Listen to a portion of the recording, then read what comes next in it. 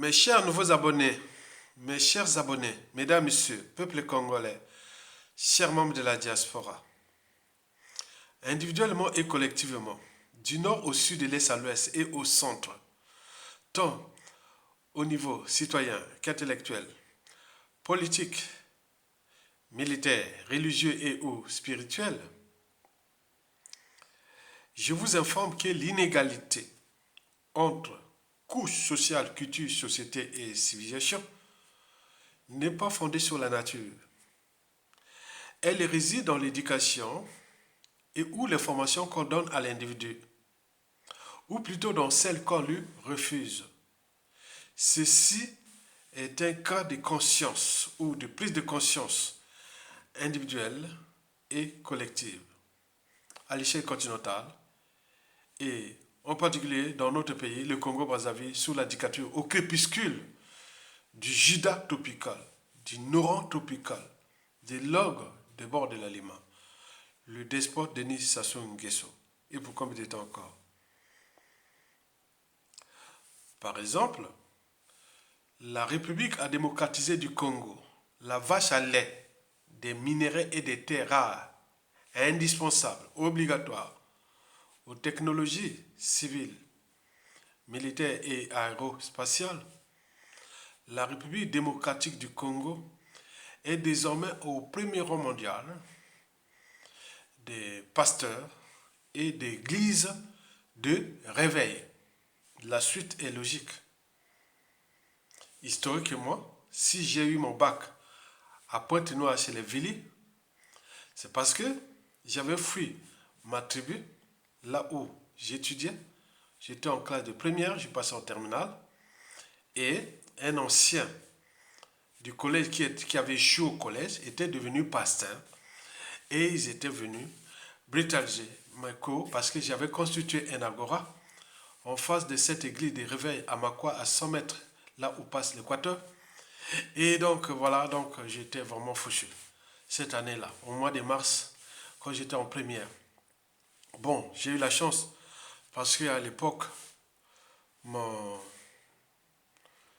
deuxième personnalité du budget congolais, ministère des Finances et du budget, c'était mon petit frère de ma mère. Donc elle a dû appeler, tout ça, ils ont négocié. Donc je voulais fuir l'école. En fait, je ne voulais plus faire l'école. Parce qu'ils sont venus, ils ont tout saccagé. La secte Esaïe, ils ont tout saccagé. Mes cours, tout. L'année-là, je ne sais pas comment j'ai pu finir l'année. On était au mois de mars. En première scientifique. Et donc, bon, on avait mobilisé tout le monde. Mon oncle à Brazzaville était au courant parce qu'une des sœurs de ma mère était au centre social de Makwa. Elle a appelé Brazzaville. Non, calmé ailleurs. Voilà. Donc, je voulais aller au village. Je voulais devenir paysan. Donc, ils avaient fait, c'est-à-dire, bon, ils m'ont invité de venir à Brazzaville, passer les vacances à Brazzaville. Reviens à Brazzaville, là où tu étais né. Voilà, reviens à Brazzaville, on va passer les vacances, après tu vas repartir. Parce que moi, j'étais décidé de repartir à continuer l'exploitation du cacao de mon père, de mon défunt père qui venait de mourir. Et donc, je voulais aller continuer, puisque j'avais déjà fait 3 récoltes de cacao sur les 5 hectares de cacao. Et donc, moi, en première, bon, ben, je dis 9 heures. Donc, on m'a envoyé à Brazzaville. Donc, je vais passer les vacances à Brazzaville pour me dire, on va t'apaiser un peu, tu vas passer les vacances à Brazzaville. Et donc, j'arrive à Brazzaville. Bon, ben, ils étaient tellement malins. Bon, je vois Brazzaville, je vois les endroits où j'étais petit, hein, voilà. Je vais vérifier les trucs là, les souvenirs des années avant que mon papa nous amène au village, à Makwa, à l'Équateur. Et donc, on me voit à Pointe-Noire, au lycée Karl Marx à l'époque, qui est aujourd'hui lycée, on appelle lycée Victor Ogagna, de Pointe-Noire. Et donc, je vais là-bas, on va voir la mer et tout ça là, mais la rentrée arrive, bon, ben, il faut que je reparte. Non, tout est fait. On t'a dit inscrit. Mais mes bulletins, tout ça, on m'a quoi, ils sont restés. Non, tu restes ici. Finalement, j'ai eu mon bac là-bas et après, bon, je suis parti à la fac des sciences, j'ai enseigné au lycée. Hein, voilà, après, je suis rentré en France. Donc c'était la secte là. Et aujourd'hui, la RDC est devenue le premier pays au monde où il y a ces églises de réveil, les pasteurs et autres. Donc j'ai une mauvaise expérience de ma vie jusqu'à la fin de ma vie quand on parle d'église de réveil et autres. Vraiment, je suis le fervent défenseur, détracteur d'église de réveil. Ça reste toute ma vie. Donc dès qu'il parle d'église de réveil, il ne faut même pas chercher à Yatonga. Je suis un ennemi de ça par rapport à ce qui m'est passé, l'histoire que j'ai vue. Donc j'aurais pu avoir mon baccalauréat directement dans la tribu parce que Makwa, c'est le centre où il y a eu tous les nordistes au nord de Brazzaville jusqu'à la frontière avec le Cameroun et la Centrafrique, avaient leur baccalauréat dans ma tribu. Donc mon papa n'avait pas fait de rêve pour amener l'endroit où il y avait l'intellectualité. Donc on a bien fait des études là-bas. Et donc voilà pour la petite histoire d'église de réveil où la RDC est devenue le premier pays au monde où il y a les églises de réveil, les pasteurs et tout compagnie. Donc voilà aussi pour ma petite histoire, quand on voit le cursus à Yatonga, pourquoi il avait tout à Makwa, il est venu finir sa classe de terminale à Pointe-Noire. Bon, ce fut aussi une expérience, parce que j'avais rencontré beaucoup de cas de Makwa là-bas qui dirigeaient au niveau des armées, au niveau politique et autres. J'ai dit, j'étais comme, voilà, j'étais dans mon élément, heureusement. Bon, bref, voilà pour la petite histoire. Alors, maintenant, au sujet du général Jean-François Ndengue, pourquoi le despote Denis Sassou Nguesso au crépuscule s'oppose-t-il d'un côté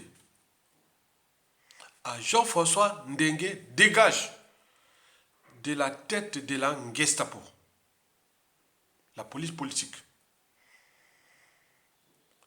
et de l'autre côté à son clan et à la France-Afrique pour que Jean-François Ndengue soit arrêté et ou point. C'est tout le questionnement. Mais patience.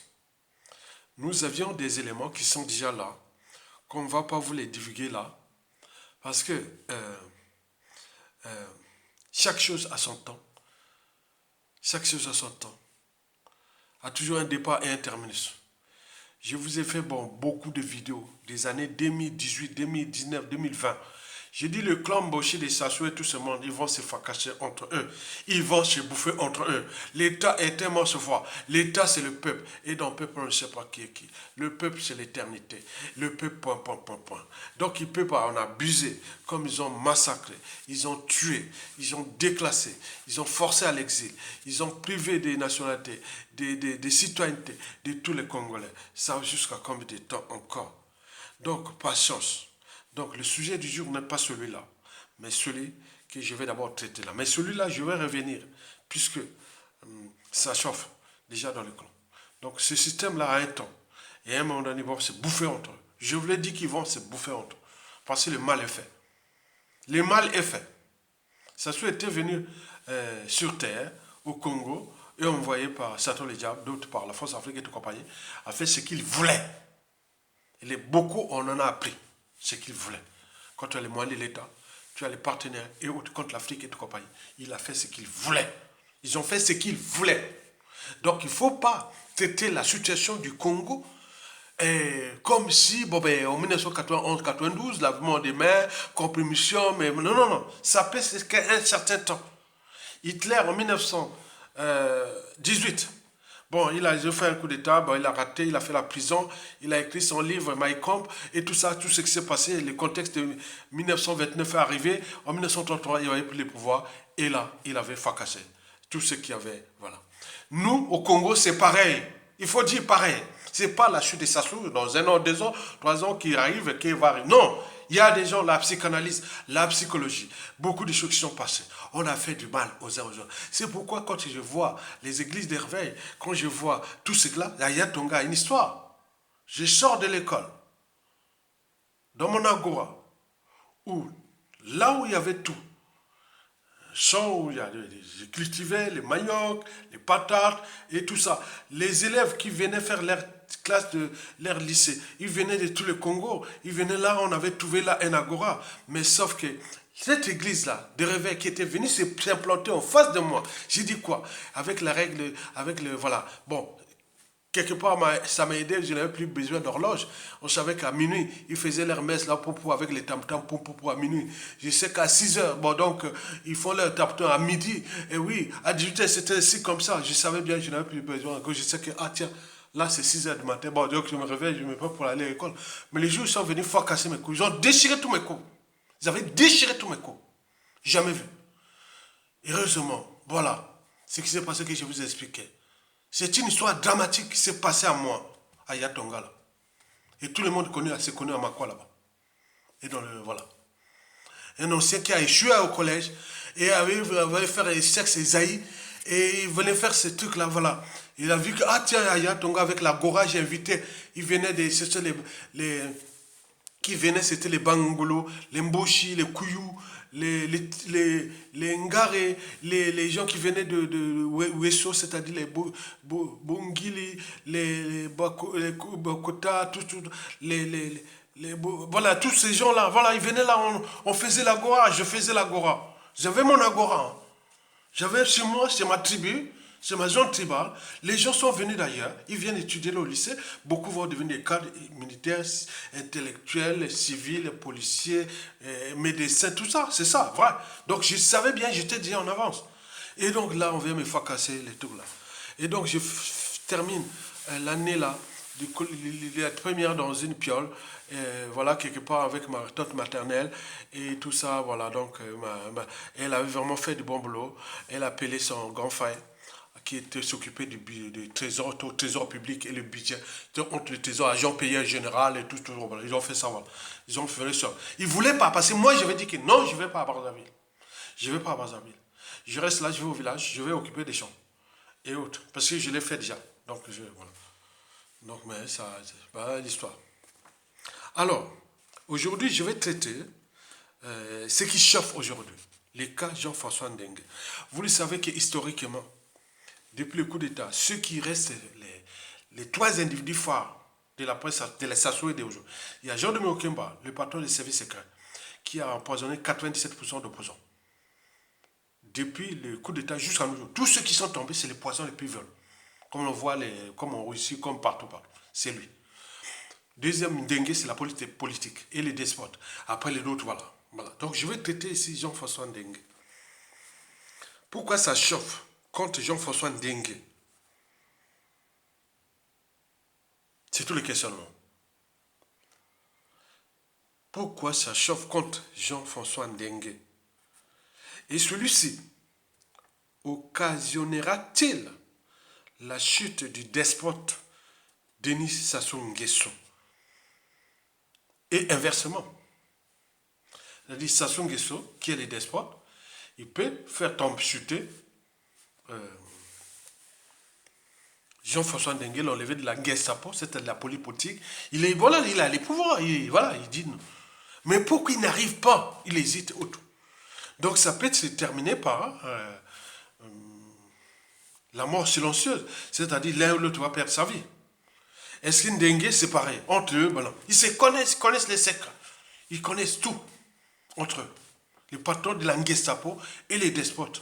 Donc si vous avez les patrons de la Gestapo et les SS, Jean-Denis Okemba, SS, la Gestapo, Jean-François Ndengue et les despotes lui-même. Donc on a Hitler, Himmler et l'autre là qui s'occupait de la Gestapo. Et voilà. Donc c'est comme ça. Le système est comme ça. Donc, pourquoi ça change? C'est tout le questionnement. Mais en attendant, nous suivons la situation. On a des sources embarquées pour faire des stratégies. Bon, on va parler au détail. Je ne vais pas vous parler au détail. Je vais vous donner seulement 7 indicateurs. 7 indicateurs qui vont vous permettre seulement de réfléchir et voir la situation telle qu'elle est.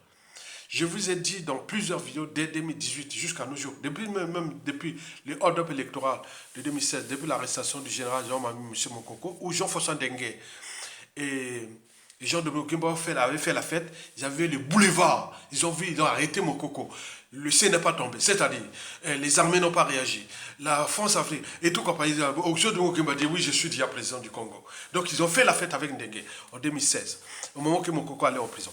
Et donc on voit la suite qui continue. Donc patience. Et donc, Là, j'ai 7 indicateurs que vous devez en tenir compte.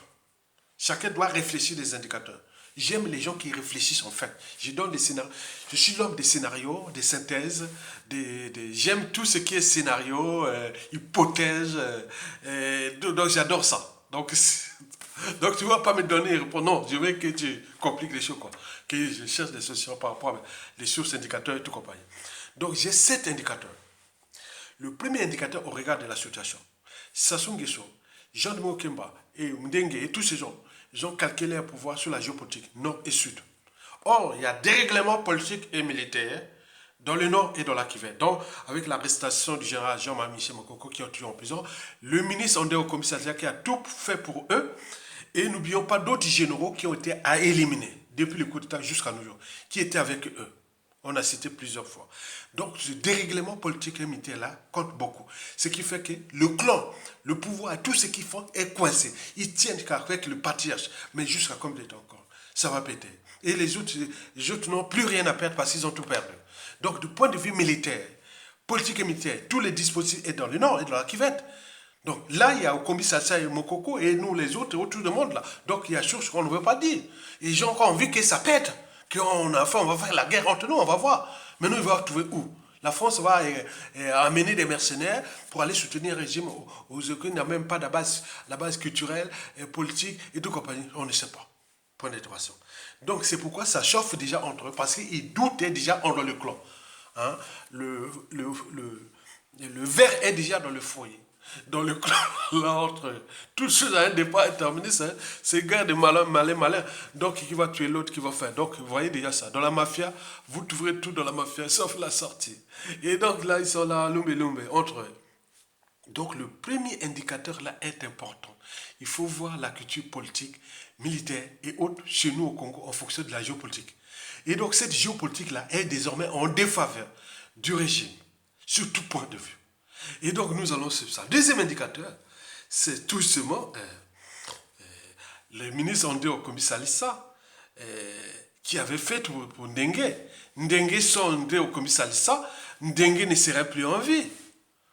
On l'avait, il a touché ses intestins pendant le coup d'État, on va tirer une balle sur là. On ne connaît cette histoire-là depuis. Je ne vais pas vous détailler puisque j'avais toutes les informations. Donc, on va parler au détail. Donc, il doit au ministre André Okomi-Salissa que quelque part, il cherchait à l'éliminer. Et les autres, il y a des liens. Les Téké, c'est le deuxième plus grand groupe ethnique du pays après les Congo. Hein, comme on voit Congo et autres, il y a les Congo, les Téké, puis les gens du Nord, comment dire, les Ngala, on peut mélanger ça comme ça. Mais Okombi Salissa est encore vivant. Et donc, c'est comme une arête dans la bouche ou dans la gorge et tout ça, des systèmes-là. Et c'est bien comme ça. Et nous soutenons vivement le ministre André Okomi-Salissa. N'oublions pas Jean-Marie Michel Mokoko, qui aussi dit non, ces indicateurs-là, on tient. Donc les gens perdent la lendemain, puisque vous avez puni des autres sans scrupule. Au moment où les autres vont prendre les moyens, ils peuvent vous punir sans scrupule. Donc tout le monde ne sait plus comment faire. Et et à côté, tout le monde a bien compris, il y a des gens qui tirent le ficelle derrière pour faire tomber ce régime antisocial et criminel d'un autre temps. Le troisième indicateur, oui, toujours au sujet de Jean-François Ndengue, il faut se dire que la France-Afrique doute déjà de Denis Sassou Nguesso, de son clan et tout ça, au regard déjà de ces dérèglements politiques et militaires dans le Nord et dans la Kivu, au regard de la situation d'André Okomi-Salissa, de Mokoko et tout ça. Donc, ces guillemets n'ont plus d'assises culturelles, ni politiques, ni militaires, parce qu'ils tiennent, c'est le statu quo, la prolongation, jusqu'à combien de temps encore, où les patriarches sont là, ils risquent de mourir au pouvoir sans être jugés, ni humiliés, mais on voit bien ce que ça peut produire par la suite. Donc, ce n'est que quelque chose qui va durer encore longtemps, tout au long de ce 21e siècle. Donc, archivez ces vidéos-là pour les besoins historiques et autres. Ils vont vous donner les éléments de demain qui sont là, que personne ne pourra vous donner des choses comme ça. Vous aurez les informations que ce n'est pas la loi du karma, qui est tordue, un genre d'Hitler, un genre de tout ça qui vient fracasser votre tribu, votre famille, et qui dit que quoi que ça sort, parce que rien ne se crée, rien ne se perd, tout est ensemble. Et donc, vous voyez, la France-Afrique doute. Donc on voit bien qu'ils cherchent un pion nord au sud, de l'est à l'ouest, mais ça marche. L'équation France-Afrique de la presse Sassou comme au Lingingema ou Kaka, ça ne marche pas parce que depuis le coup d'État là, Et de 1988, il cherchait à tout chambouler, au nord comme au sud. Et en plus des contentieux qui étaient déjà en dormance depuis là, on n'a pas traité autre. Donc c'est trop. Donc c'est un pays qui est en sursis au point de vue politique contre ce clan, ce régime et tout ce monde-là. Donc là, ajoute la situation de Dengue. Dengue qui veut trahir Sassou Nguesso, mais ne peut pas le trahir. Et inversement. Donc là, qui va mourir avant l'autre. Donc c'est ça les problèmes. Et le quatrième indicateur, sur 7, mais c'est surtout Denis Sassou Nguesso, qui est comme un félin. Vous voyez que toujours dans la prédation, les combats entre un léopard, hein, qu'on appelle chez nous la panthère. Nous, dans la cuvette, on appelle ça Ngwe. Ngwe, il avait bouffé les chiens de mon grand-père, hein, les Ngwe, la panthère, là, hein, les léopards. Il avait tué le chien de mon grand-père, il s'appelait Ngaï Moko, moi-même. En 1972, j'étais malheureux, je venais à peine d'arriver des Brazzaville et tout ça.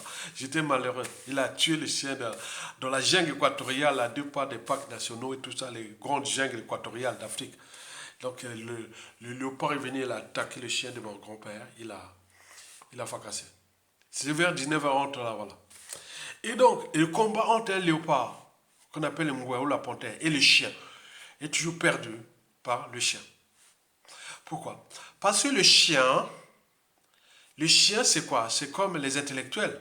Il aboie pour alerter. Il n'est pas là pour attaquer, pour tuer. Non, l'intellectuel n'est pas là comme le chien.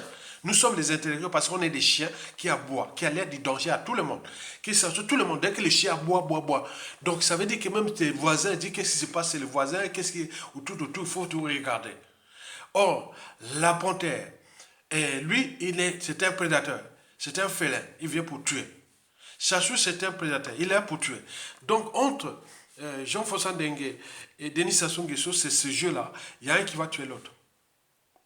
Mais ce n'est pas Jean-François Dengue, c'est Denis Sassou Nguesso qui va neutraliser Jean-François Dengue. Je vous l'ai dit sincèrement. Donc là, c'est la danse du diable entre eux. Voilà, il fait comme le chien voit le léopard, il commence à monter ses muscles et autres, mais le léopard est en boum, il attaque. Comprenez ça? Et donc il faut comprendre ça, que nous sommes dans les conditions où Sassou Nguesso risque de neutraliser Jean-François Dengue. Pourquoi? Parce qu'il a un dixit. Je partirai, mais je ne laisserai pas les témoins de mes crimes. Je ne partirai, mais je ne laisserai pas les témoins de mes crimes. Donc Sassou Nguesso va neutraliser Georges Okemba. À défaut, ils vont jouer les Satuko. Mais, parce que, attends, Georges Okemba vivant, il va neutraliser Jean-François Dengue. Jean-François Dengue vivant après Sassou. Bon, vous savez, et puis c'est vraiment, voilà. Donc, mais Sassou ne veut pas que les crimes de 97 à nos jours, voilà, il ne peut pas. Donc, Jean de Okemba et Jean-François Dengue est là. Il est dans ça. C'est Jacques Chirac qui l'avait sauvé ici, à la prison de la santé. Il avait changé faux nom et passé par là. Et depuis, il ne vient même plus ici, même si, par exemple, il venait aussi en France sous fausse identité. Et donc, beaucoup de choses comme ça. Mais c'est Jacques Chirac qui avait sauvé Jean-François Dengue. Sinon, il n'y avait pas ça, c'est fini. Maintenant, là, il y a la CPI qui l'attend. La CPI, pour Sassou Nguesso et tout ce monde-là, c'est la France-Afrique qui est exposée. Or, la France-Afrique ne veut pas la situation de 1997, tout ça, les génocides, là, tout ce qui s'est passé, soit exposé. Donc, ils ont cherché peut-être à neutraliser Sassou Nguesso et Jean-François Dengue entre eux. Donc, la France-Afrique est derrière là. Il y a un troisième larron qui est là. Hein? Il y a une main noire qui est là. La France-Afrique qui suit Jean-François Dengue et Denis Sassou Nguesso qui sont des criminels là. Mais pour Jean-François Okemba, il n'y a pas de problème. Lui, c'est endogène. C'est que lui, Jean-François Okemba a été mis là pour tuer les opposants par les poisons. Tous sont passés. Il y a trop d'ennemis. Jean-François Okemba, là, regardez bien. À la chute de Sassou, regardez bien ce monsieur-là. Il est appelé Jean-François Okemba.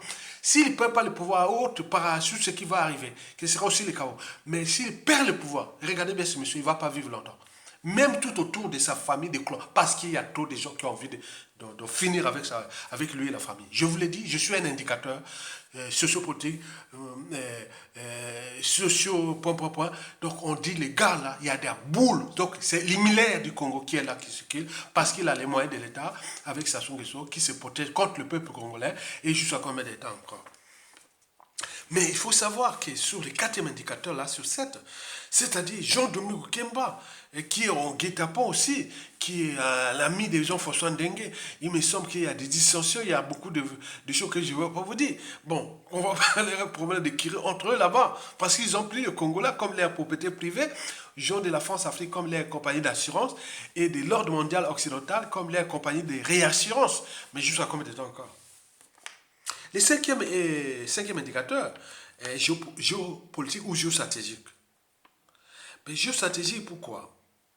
Parce que aujourd'hui, tout le monde sait que Sassou est au crépuscule.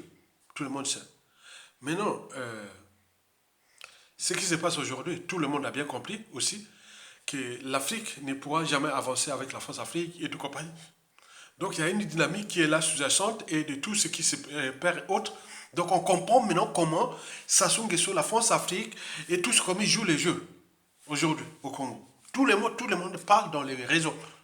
On regarde la situation aussi de l'Afrique de l'Ouest, de la RDC, de toute la France. Donc il y a beaucoup de choses que je ne veux pas vous dire. Donc c'est une zone en tension contre la France en fait, qui depuis 1997 avait son cheval de Troie, la France-Afrique, qui a donné libre cours, avait laissé libre cours à Sassou Nguesso de massacrer des humains jusqu'à nos jours. C'est vraiment un désastre.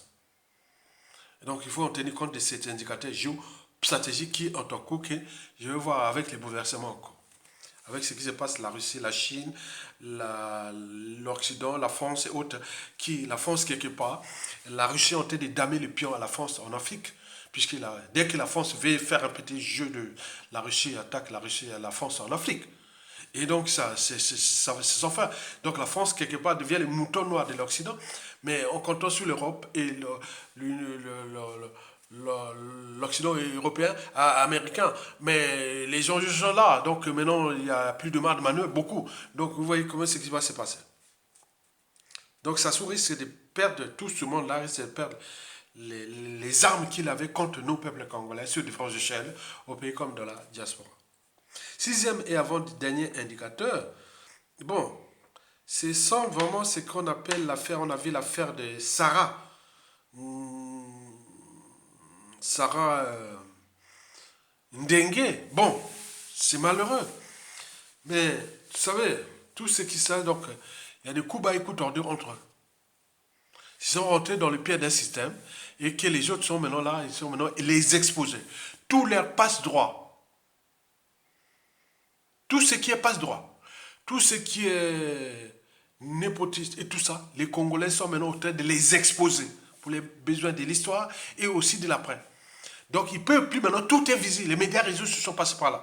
Donc l'affaire Sarah là, on voit que le Congo était occupé et qu'ils ont pris les administrations, les institutions que pour eux ils faisaient ça jusqu'à combien de temps encore.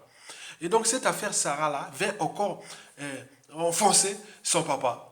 Et donc, il est déjà dans l'eau. Donc, entre eux, là-bas, je vous dis ça, c'est chaud. Hein. Je ne veux pas aller en détail parce qu'il y a des choses qu'on ne peut pas dire pour des raisons stratégiques. Je ne veux pas vous dire. Parce que j'ai trop d'éléments là-bas.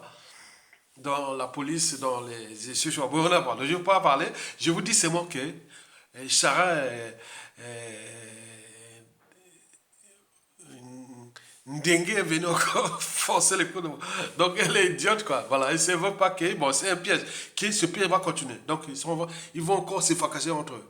Et donner des marges de manœuvre à ceux qui vont les punir demain sans scrupule. En fait, septième indicateur, bon, il faut se le dire que la situation sociopolitique, macroéconomique et tout fait que les tensions sont en cours.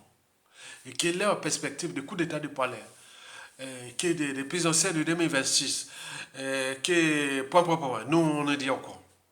Donc ça risque de se terminer très mal pour eux. Donc peuple congolais, individuellement et collectivement, préparez-vous à les punir. On ne peut pas faire du mal à tout le monde comme ça. Vraiment partir librement, non. Donc, Aujourd'hui, ce qui se dessine, ça chauffe dans les clans parce que tous leurs plans, déjà historiquement, c'est maintenant grillé. On sait bien comment s'est passé le coup d'État, comment ils ont tué, qui est, qui est, qui. Donc il y a beaucoup de choses. Je ne veux pas vous dire là. Oh, c'est chaud. Mais on suit là pour dézinguer ou désintégrer le système de l'intérieur. Et donc ça va se passer entre l'axe Jean François Dengue, Jean-Dominique Kemba, Denis Sassou Nguesso, les Jean-Jacques Bouillard, les Denis Christophe Sassou Nguesso et d'autres réseaux périphériques qui sont là. Donc il faut savoir. Mais quoique, il faut dire que Jean-François Dengue, c'est quand même l'unique Congolais de souche que Sassou Nguesso et Jean-Dominique Kemba. Mais qui était rentré dans le piège. Et donc peut-être qu'à tout instant, il peut devenir notre docteur H. Ça veut dire docteur H. Les docteurs H en Afrique du Sud pendant la fin de l'apartheid, c'est le docteur qui avait mis en place le programme bioterroriste, si j'appelle ça, ou même la microbiologie, hein, la biologie microbienne que je maîtrise bien, je connais bien ces choses-là. Bon, les problèmes d'extermination des Noirs, quoi, pas le bioterrorisme. Mais à la fin, Mandela l'avait laissé en vie. Il n'a jamais été inquiété parce qu'il y a eu des accords majeurs. Peut-être Jean-François Dengue, qui est congolais de souche. C'est le seul, hein, un congolais de souche. Même s'il a changé son âge, comme ça, bon, on sait bien qu'on le connaît, qu'il est vrai congolais. Par rapport à Jean-Dominique Kemba, ce n'est pas un congolais de souche. Ni Denis Sassou Nguesso. Ce sont des étrangers qui ont été faits par le système France-Afrique. Mais Jean-Dominique Kemba et Jean-François Dengue, c'est vraiment l'homme du Congo. C'est vraiment un vrai bantou. Mais sauf que, bon, ben, il avait fait une mauvaise rencontre et une mauvaise ceci. Donc peut-être que en coulisses, Jean-François Dengue pourra donner un coup de main à la libération. Donc, il ne faut pas prendre la situation de la chute de Sassou Nguesso comme au sens propre du terme. Il faut prendre au figuré et avoir l'esprit de synthèse. Parce qu'il y aura des accords majeurs, il y aura beaucoup de choses qui vont se passer jusqu'à la chute du plus gros despote criminel de tout le temps, qui a roulé non seulement son clan, sa famille, sa tribu, mais également la Kivette, le Nord, le peuple congolais, regarde des contentieux dans le Sud, et plein de choses qu'il a fait, jusqu'à comme il était encore. Et donc, nous, dans le jeu qu'il a arrêté là, on fait comme la Révolution française. Tous ces gens-là guillotinés le jour-là, au stade de Kintélé là-bas. Une quarantaine de personnes, poum, papa, arme à feu, poum, poum, poum, poum, poum, poum. Un procès forum, le truc qui s'est passé à Tchosescu là. On fait un procès sommaire de ce genre-là. Tous, il n'y a pas de là. Une 50 ou 80. Poum, poum, poum, poum, poum, poum, poum, poum. Voilà. C'est bon. Vous avez fait. Après la traque, après.